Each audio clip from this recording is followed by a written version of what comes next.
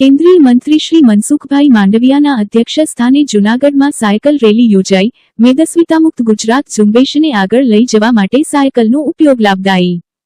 અબાલ વૃદ્ધ સર્વે નાગરિકો ઉત્સાહભેર સાયકલ રેલીમાં ભાગ લઈને સ્વસ્થ ગુજરાત સમૃદ્ધ ગુજરાતનો નારો આપ્યો। જૂનાગઢ તા 30 માર્ચ આજરોજ તારીખ 30 માર્ચ 2025ના રોજ કેન્દ્રીય મંત્રી શ્રી મનસુખભાઈ માંડવિયાના વડપણ હેઠળ જૂનાગઢમાં સાયકલ રેલીનું આયોજન કરવામાં આવ્યું હતું। રાજ્યમાં અત્યારે મેદસ્વીતામાંથી મુક્ત બનવા માટેની વિશેષ ઝુંબેશ ચાલી રહી છે, જે અંતર્ગત સરકારી કચેરીઓ, વિભાગો, અધિકારીગણ, કર્મચારીગણ સહિત અબાલ વૃદ્ધ તમામ નાગરિકો તેઓના સ્વાસ્થ્ય પ્રત્યે જાગૃત બને, સ્વસ્થ ગુજરાત સમૃદ્ધ ગુજરાતનું સ્વપ્ન સાકાર કરે તે માટે અનેકવિધ પ્રયત્નો કરવામાં આવી રહ્યા છે। સન્ડે ઓન સાયકલ આ કાર્યક્રમ થકી નાગરિકો સાયકલ ચલાવવા પ્રત્યે ઉત્સાહ દાખવે તેવો ઉમદા હેતુ રહેલો છે।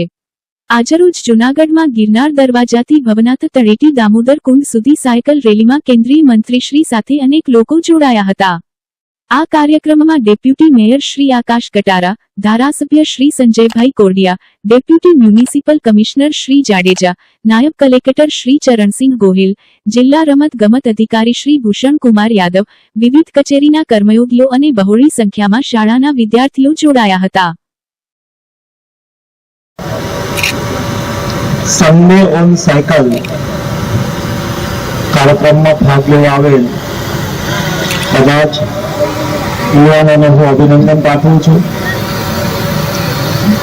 સન્ડે ઓન સાયકલ દેશની અંદર એક મુહિમ બની ગઈ છે। મોદીજીએ ફિટ ઇન્ડિયાનો સંદેશ આપ્યો છે। સ્વસ્થ સમાજ સમૃદ્ધ રાષ્ટ્રનું નિર્માણ કરી શકે, એટલા માટે સ્પોર્ટ્સ મિનિસ્ટ્રી દ્વારા સન્ડે ઓન સાયકલનું અભિયાન ચાલી રહ્યું છે। 1 કલાક સાયકલિંગ કરવાથી તમને સંપૂર્ણ શારીરિક ફિટનેસ મળે છે, સંપૂર્ણ એક્સરસાઇઝ મળે છે। એટલા માટે સાયકલિંગ એ કઈ સમસ્યાનું સમાધાન છે। સાયકલિંગ આપણને સ્વયંને ફિટ રાખે છે, પોલ્યુશનનું સોલ્યુશન પણ છે। તમારું કામનું અંતર તમારા ઘરથી દૂર ન હોય તો અવશ્ય સાયકલ લઈને આપણે કામના સ્થાને જવું જોઈએ।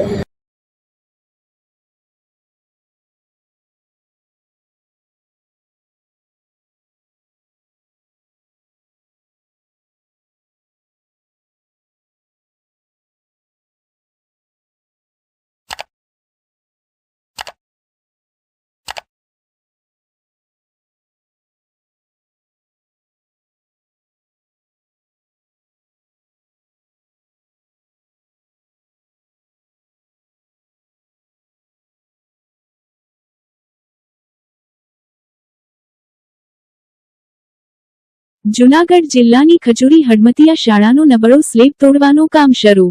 ગુજરાતના મુખ્યમંત્રી શ્રી ભૂપેન્દ્રભાઈ પટેલના નેતૃત્વમાં તેમજ શિક્ષણ રાજ્ય મંત્રી શ્રી પ્રફુલ પાનશેરિયાના માર્ગદર્શનમાં ગુજરાતમાં આજે બાળકો ભણી ગણીને આગળ વધી રહ્યા છે, ત્યારે બાળકોના ઉજ્જવળ ભવિષ્ય માટે રાજ્ય સરકાર હરહંમેશ એક્શન મોડમાં કામગીરી કરી રહી છે। શિક્ષણ રાજ્ય મંત્રી શ્રી પ્રફુલ પાનશેરિયાએ જણાવ્યું કે વિદ્યાર્થીઓને સુરક્ષા સાથે શિક્ષણ આપવાનું કાર્ય રાજ્ય સરકારની પ્રથમ પ્રાથમિકતા રહી છે। ગુજરાતની કોઈપણ શાળામાં બાળકોની સુરક્ષા અને શિક્ષણ બાબતે કોઈપણ પ્રકારની લાપરવાહી કે લાલિયાવાડી નહીં ચલાવવામાં આવે, તેમજ ગુજરાત રાજ્યની શિક્ષણની અંદર ગેરવહીવટ કે ગેરરીતિ ચલાવી લેવાશે નહીં। જો કોઈ જિલ્લામાં ગેરવહીવટ કે ગેરરીતિની માહિતી મળશે તો રાજ્ય સરકાર કડકમાં કડક પગલાં લેશે, તેમ મંત્રીશ્રીએ ઉમેર્યું હતું।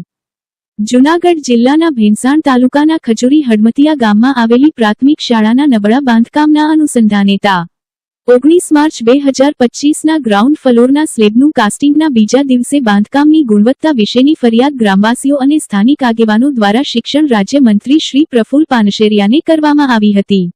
આ ફરિયાદને ધ્યાને રાખીને શિક્ષણ રાજ્ય મંત્રી શ્રીએ તાત્કાલિક પગલાં લેવા સમગ્ર શિક્ષા કચેરી અને સંબંધિત અધિકારીઓને જરૂરી સૂચના આપી હતી। અંદર ગયો ને ત્યાં આંગળી રાખો। હા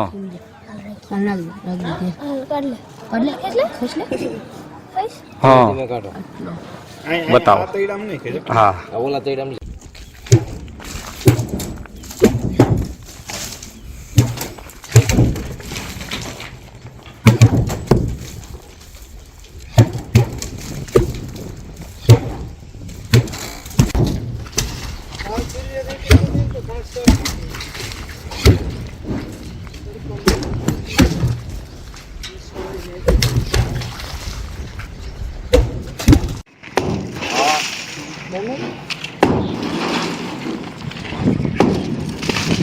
આટલો દીસ છે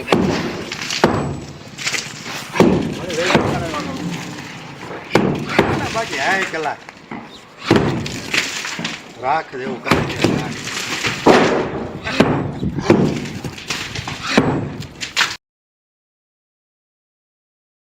board number 7ની booth number 151માં Bharatiya Janata પાર્ટીના વિજેતા થયેલ કોર્પોરેટર શ્રીમતી ભાવનાબેન વ્યાસ તથા જૂનાગઢ શહેર મંત્રી યોગેશ્વરીબા જાડેજા, બોર્ડના હોદ્દેદાર મીનાબેન મહેતા, આરતીબેન વાઘેલા, આરતીબેન ભરાડ તથા બોર્ડના બહેનો સાથે વડાપ્રધાન શ્રી નરેન્દ્રભાઈ મોદી શ્રીનો કાર્યક્રમ મન કી બાત ભાવનાબેનના નિવાસસ્થાને સાથે બેસી સૌએ નિહાળેલ. દ્વારકા ભગવાન દ્વારકાધીશની ધજા 52 ગજની ચડાવવામાં આવે છે એવા ગુજરાતમાસી રાવત સમાજના બંધવો, સંતો, મહંતો, મોટા કાર્યકરો, ભાઈઓ બહેનો, ભૂલકાઓ તારીખ 23.4.25 નો 3 દિવસનો કાર્યક્રમ રાખેલ. રાવત સમાજે એમાં મોટાભાગના 125 વહાણ સાથે સાવજ સમાજ ઉમટી પડી રાસ ગરબા રમઝટ બોલાવી રાવત સમાજની દ્વારકાધીશ આશા પૂરી કરે એવામાં અનુભવો કનુભાઈ રાવત ભગવાન નગર પ્રાર્થના કરી હતી. પૂર્વ ધારાસભ્ય પૂનમભાઈ કે મકવાણા, પૂર્વ સચિવ એવા લોકલાડીલા આગેવાનો હાજર હતા. જય દ્વારકાધીશ. રિપોર્ટર દામજીભાઈ વેકરિયા.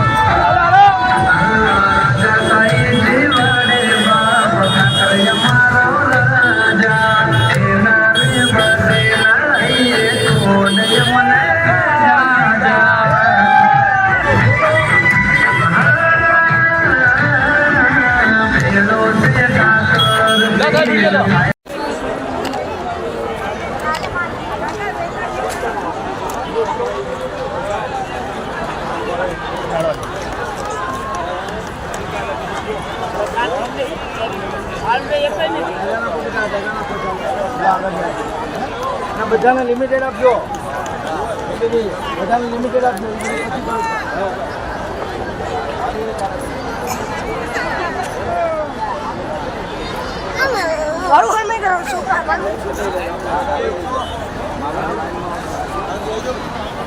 ગરુલાલ બસ એટલે બે આવું